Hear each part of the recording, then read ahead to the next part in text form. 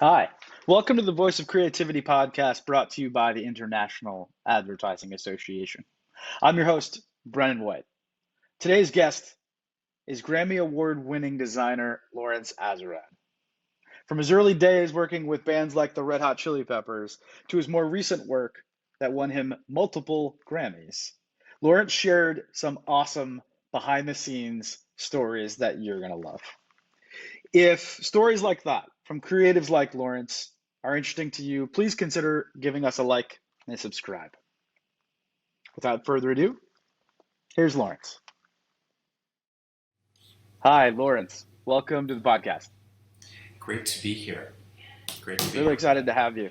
I was going to Thank you. say, looking through your background and kind of preparing to meet you, um, you perhaps have one of the most diverse professional backgrounds of anyone that's been on the podcast so far. Uh, Grammy winning designer, entrepreneur, author of multiple books, to give a TED talk, has an exhibit at a museum, all this cool stuff. And I think interestingly enough, our audience loves to hear about creativity, how creative minds think, what the creative process is, what things are happening in the world of creativity, technologically or what have you, that affect that how it's changing. And so the cool thing about that is in your case, I think almost everything you've worked on, at least that I read about, is probably relevant. So we can actually talk about all of those things. Anyone probably, which is really cool. A lot of people, I think, even if they have a variety of backgrounds, there's really only one or two things. So this is really really exciting. I think the audience is going to love it. Um, Awesome.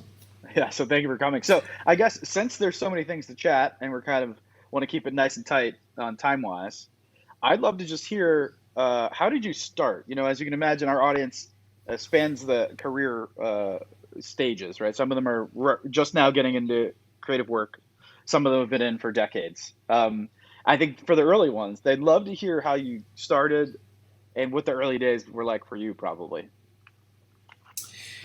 Oh, thanks, Brennan. And I'm just thrilled to be here to share.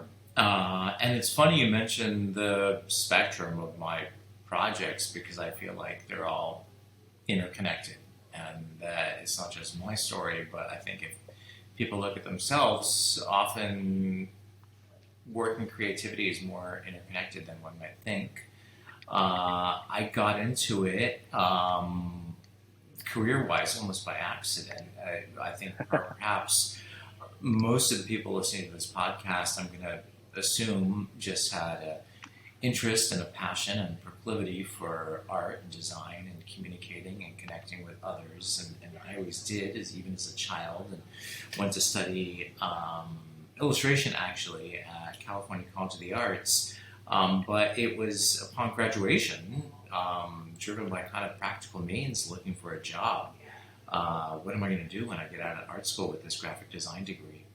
And I'm from Los Angeles. I'm a Los Angeles native. I was going to school in San Francisco, graduating in the mid-90s, and just so happened there was a job opening at a record label that one of my faculty members, one of my instructors recommended, and why don't you try applying for it? And I did. I didn't get the job right away, but started working at a regular branding studio, a great branding studio. And a couple months later, the record label, Warner Records, ended up calling and saying, we'd love to work for you. The lesson in that story for me is that often opportunities and life changes are in places where you might least expect them, and you kind of have to just keep your eyes open for them and be present and do the work in kind of discovering paths to your future, but you also kind of have to be open towards where those opportunities might take you.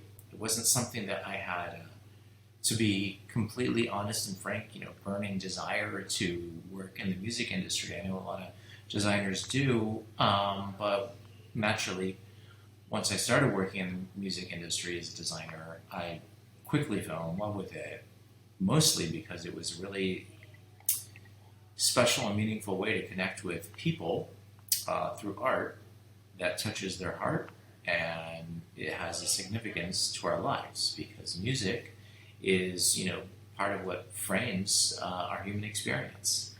Um, so it was a really exciting time to be at the record label. It was, like I mentioned, mid to late 90s. That's where I got to do album covers, like working with the Red Hot Chili Peppers when I did Californication, and getting to work with artists like Miles Davis. Others were in the building that I wasn't working on: Shaka Khan, Prince, Jane's Addiction. It was really magical time.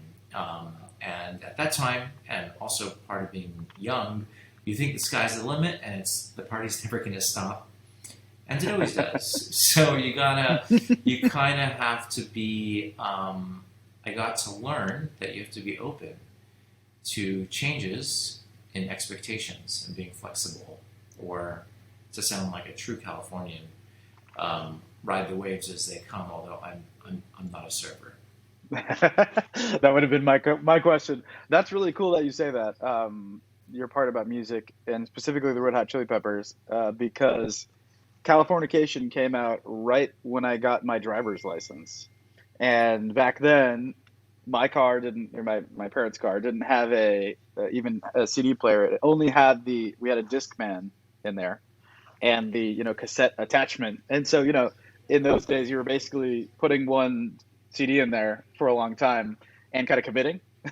You end up having like one or two CDs that you listen to over and over and over again. So like in the kind of formative years where I was free to drive myself around to my friends and after sports practice and whatever, Californication was the album playing on repeat, and I still to this day one of my favorite albums when taken in its like totality.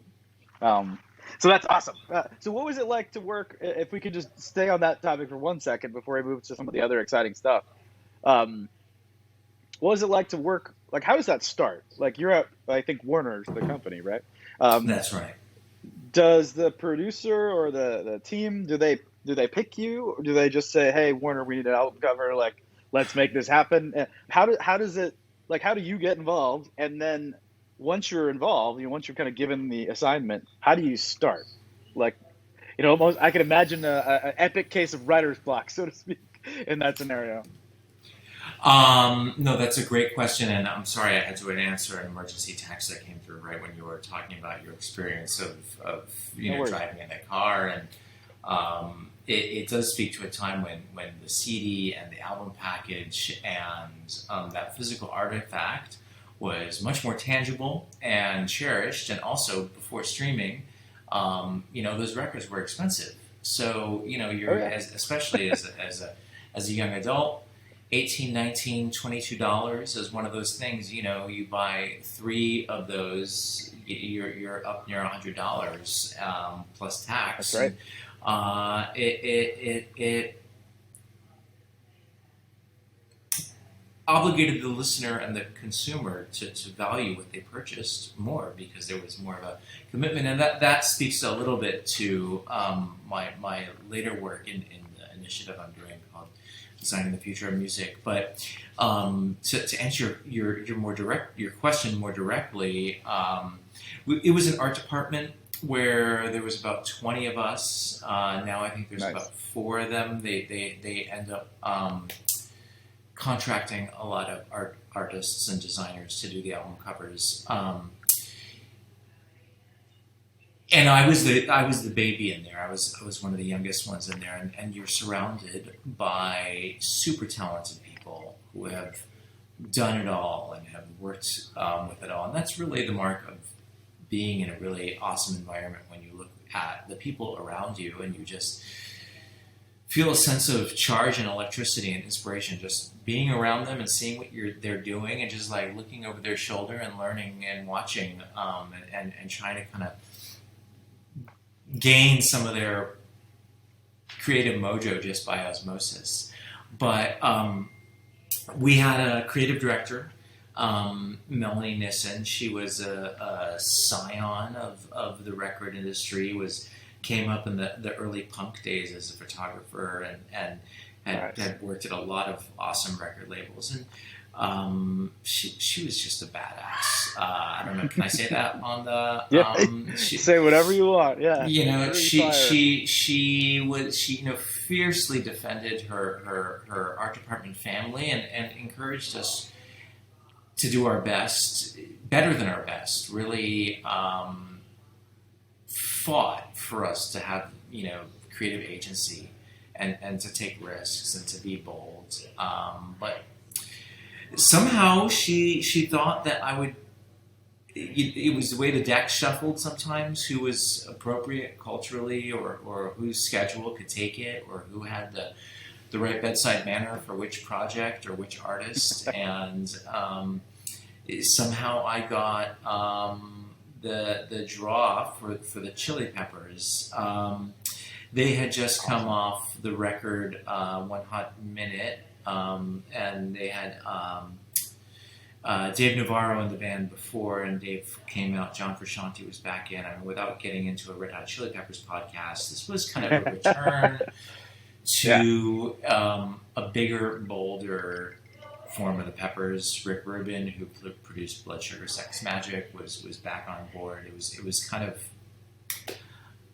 I would never use the word comeback album, but it was definitely like kind of stepping out big. And to be completely honest, and some of my best album artwork projects come out of a strong collaboration.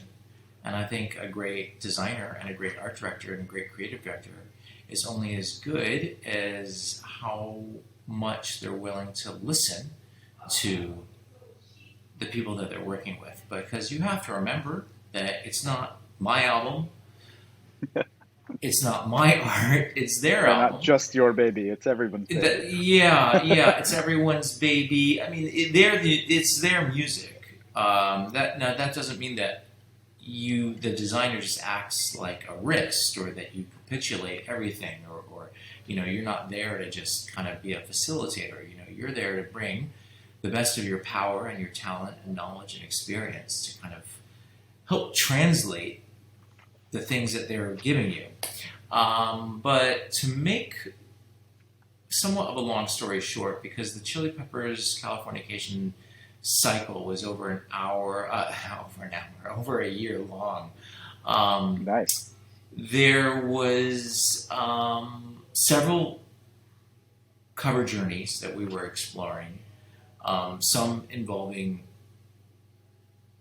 their blood being drawn by a medical professional and having kind of microscopic kind of photography of their blood and things like that. And the one that actually became the cover was actually kind of the dark horse in the race.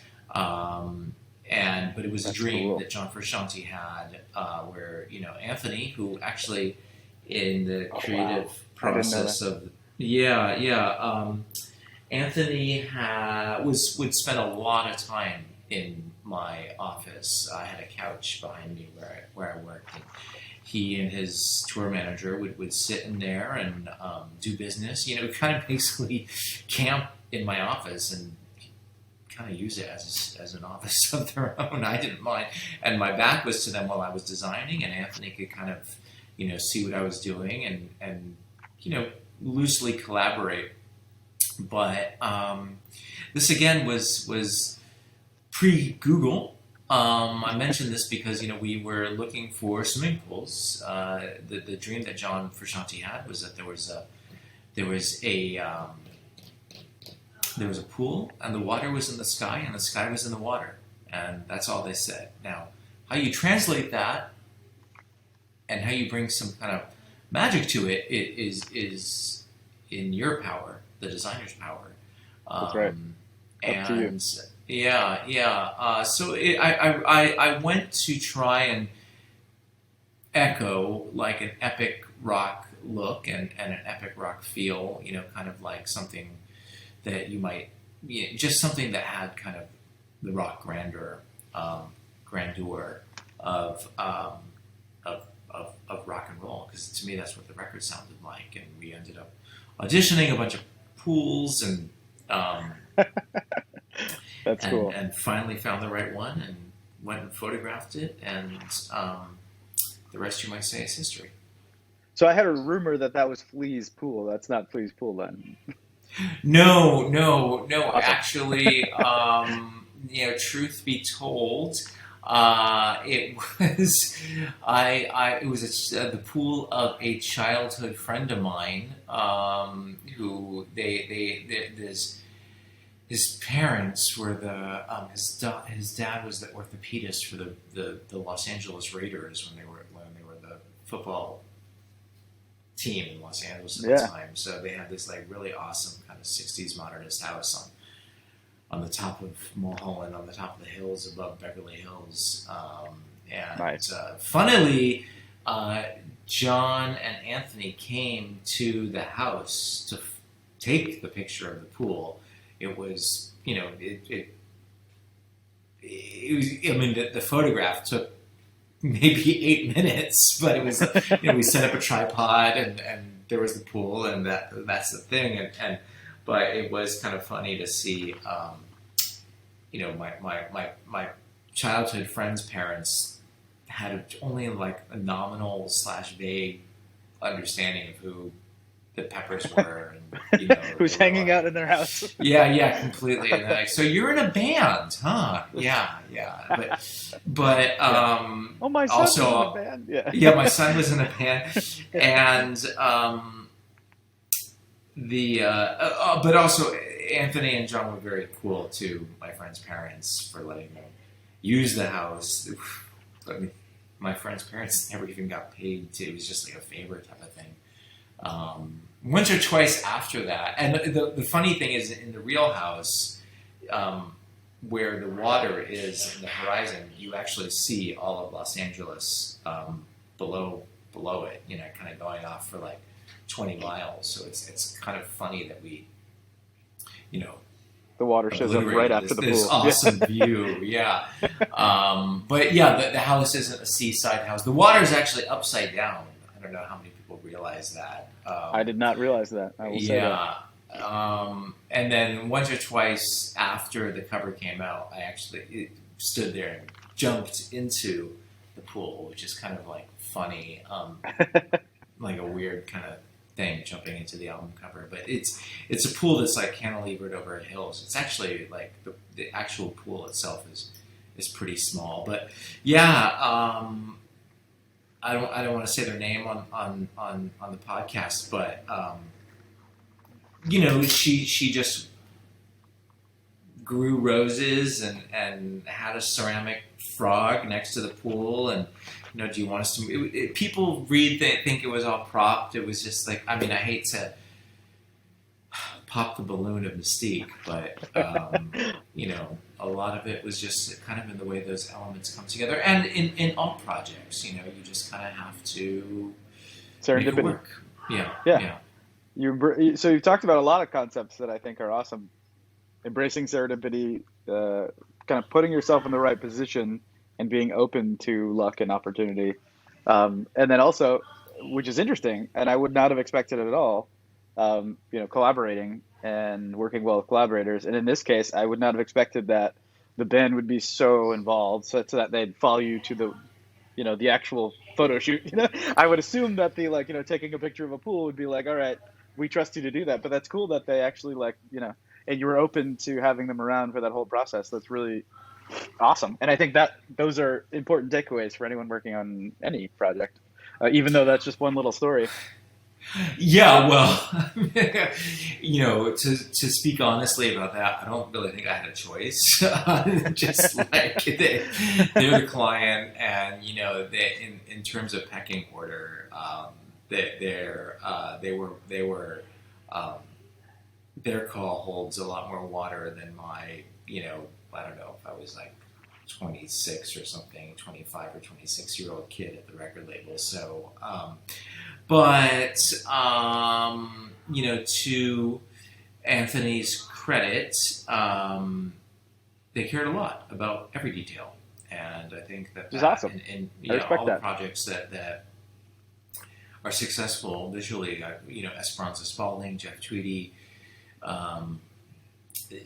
Brad Meldau, these are all artists that care a lot about how the art comes out. It shakes out in different ways, but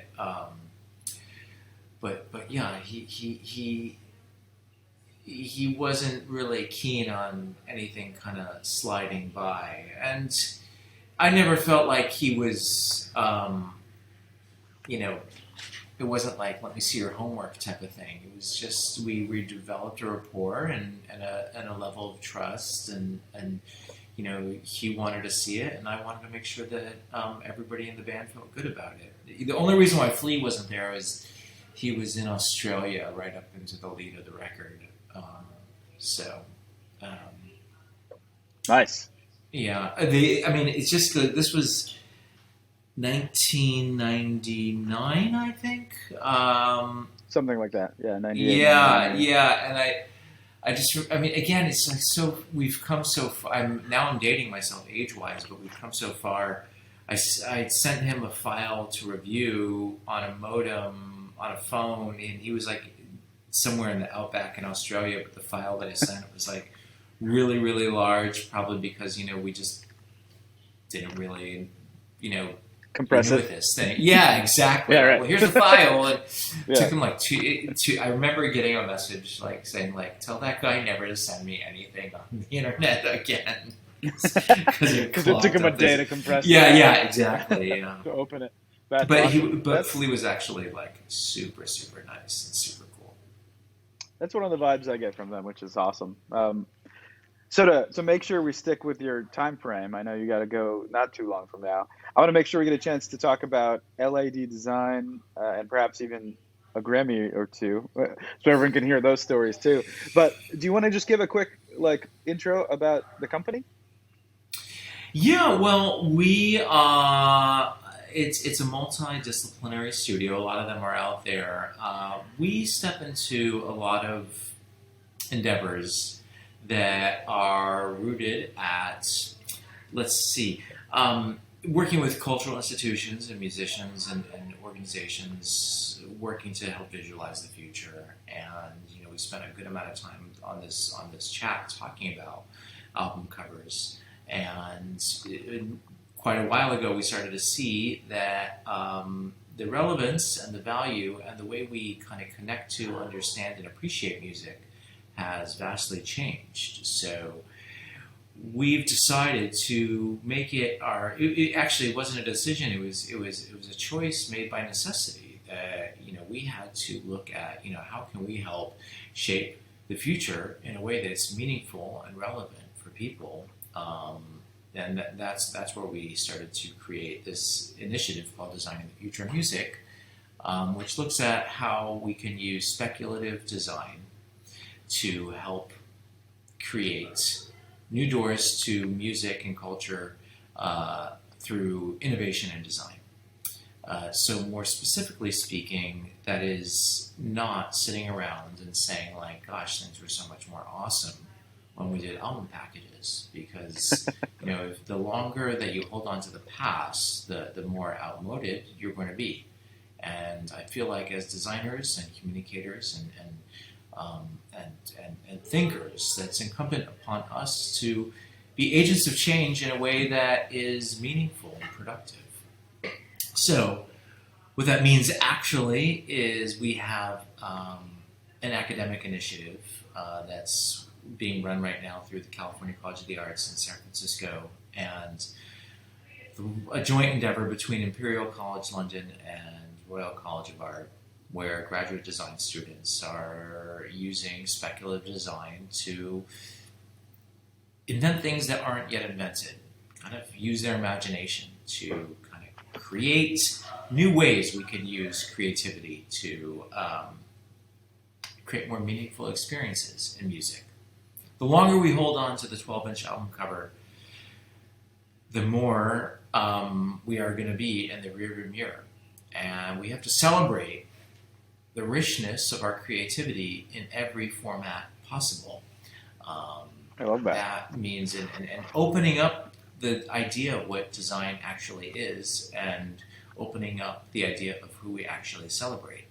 So this could be AR and VR and dynamic web experiences, but this could also be creatives that explore happenings in more abstract sensorial experiences, such as meditation and laughing and happenings. Cool. People who are creating new spaces to explore conversations about race and culture and understanding each other and bridging boundaries where we can. Ideas about body positivity, ideas about equity in remuneration for artists, and leveling the playing field for the people who are making the things that enrich our life. So in that endeavor, that led to a museum exhibit that's currently live online through the Museum of Design in Atlanta, and the exhibit's called The Future Happened. And in that exhibit, we categorize the structures not through hip-hop or rock or alternative or indie or anything like that. We break it down through healing and action and power and designers that have been timeless groundbreakers, and then people embracing technology. And then also we have a category dedicated to makers and doers in Atlanta as well. So I think if you're a writer or an engineer or a parent or a designer, we have to be fluid in how we welcome change and how we can help be a part of the future that we want to be professionally. So this Designing the Future of Music initiative has the academic component, the exhibit component, and a book that I've co-authored with Spencer Tweedy called Mirror Sounds, which is an excavation of artists that record at home. It's a photo book, part coffee table book, part how to excavate the experience of making music and capturing your creativity. So it's very much, we're very interested in kind of writing our own way to a new future for design, because it's changing a lot. The two Grammys behind me, one of them was for a project for the Voyager Golden Record. That was, again, a project that I authored with two partners, and we just said, hey, this original project, this record that's attached to the Voyager spacecraft, that's about 13.5 billion miles away from us right now. It's moving quite fast. It's the only, the two of them are the only human-made objects outside of our solar system. And on that spacecraft is a record created and produced by Carl Sagan and an exceptional creative team. And the original record... Chuck Berry on that? Isn't there Chuck Berry is on it. Yeah. Nice. Yeah.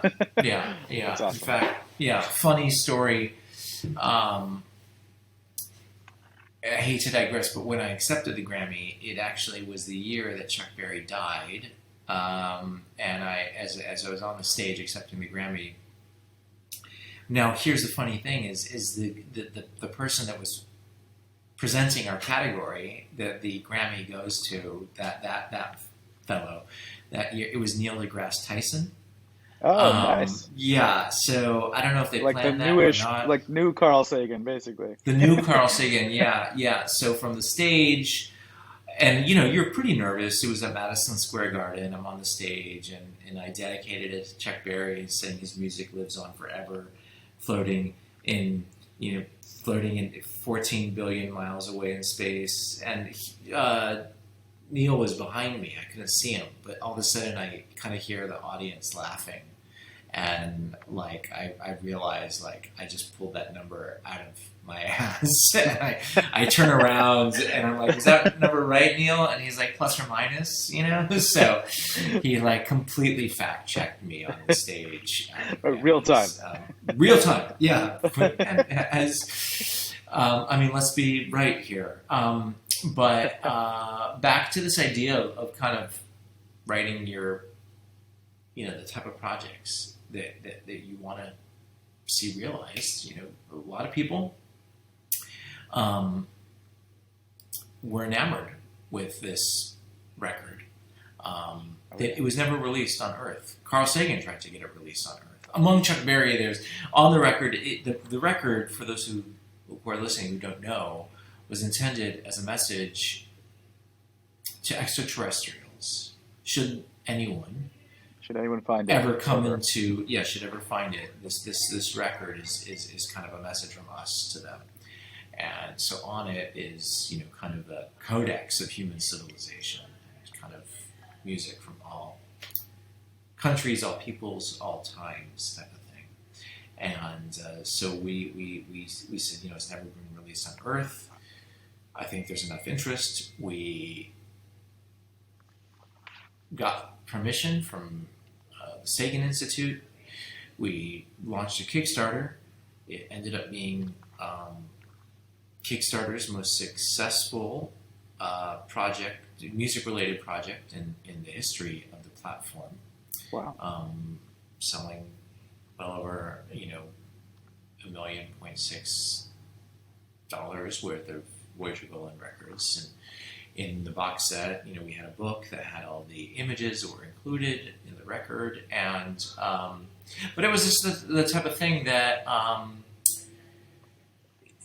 it had never existed here on Earth. We felt like it should, and we went ahead and did it and made it and licensed the music and found the master tapes in the Sony vaults and got the original negatives of the images from the Jet Propulsion Laboratory in California and talked with the remaining creators of the original record and went out and did it. And I would encourage everyone here in our community, I think we need to do more things like that. If there's a project that you feel like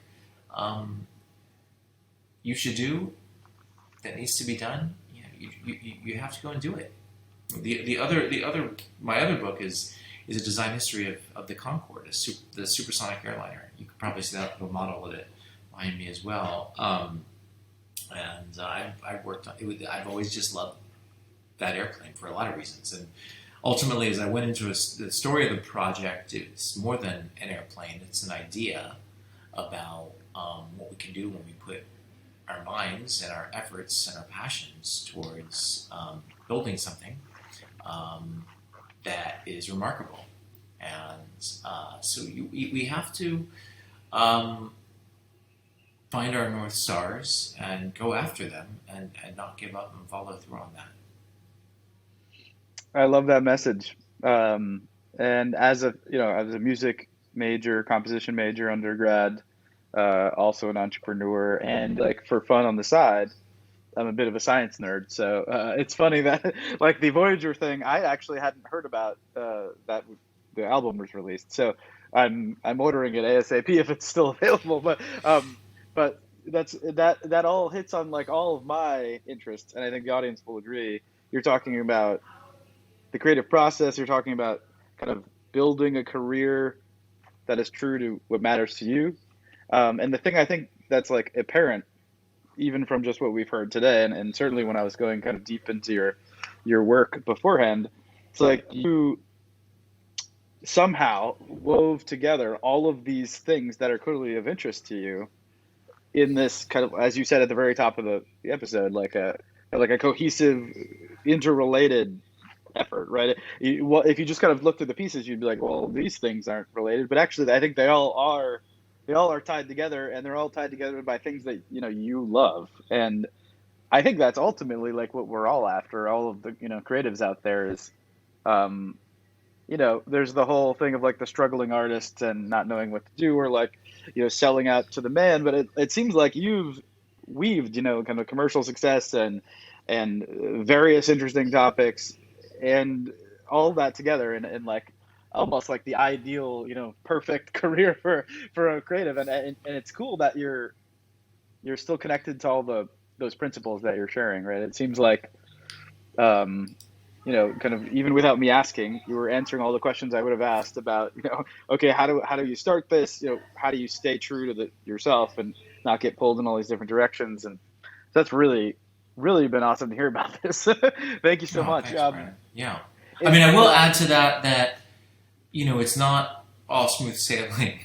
And, on the Voyager thing or any project, and in life and my office, there's rough patches and questions about, what's around the next corner and things like that. But I think if you really do find the voice that really inspires you, and I think everyone has one if you spend enough time asking and considering, and you do what it takes to kind of live in support of that, um,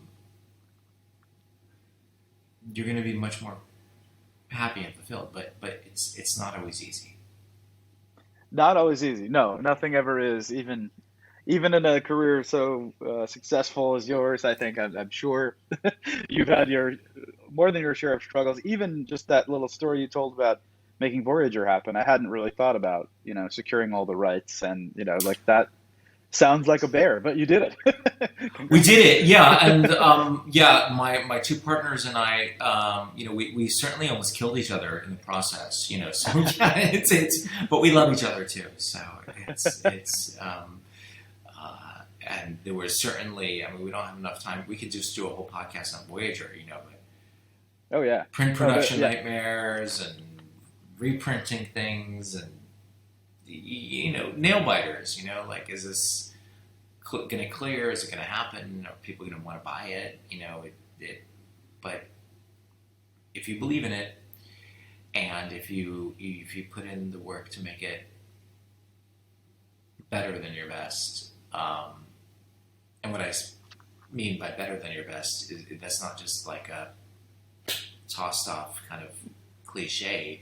On that team, including our printers and producers and everyone, pushed me and everyone on the team to a place that I couldn't have gone on my own.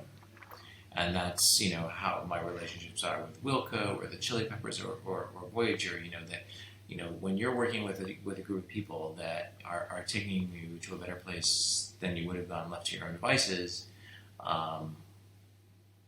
that to me is better than best. And ideally you want to kind of align yourself with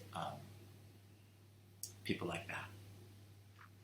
I love that message. I think that's perfect to end on. I know you gotta run, but it's been amazing to have you on, and I think I completely agree.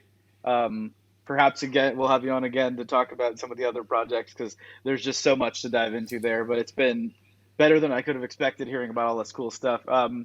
And I will include all the data in the show notes for the entire team, everyone listening to connect with you after. So and follow Awesome. you and learn about what you're working on. But thanks for coming on the podcast. Thank you. Great to be here, and would love to come back anytime. Awesome. All right. Have a good one. Hi.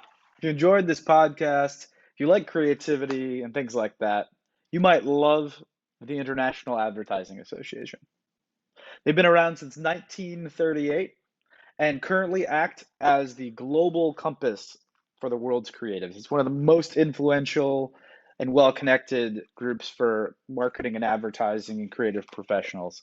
I suggest you check them out at iaaglobal.org and perhaps become a member.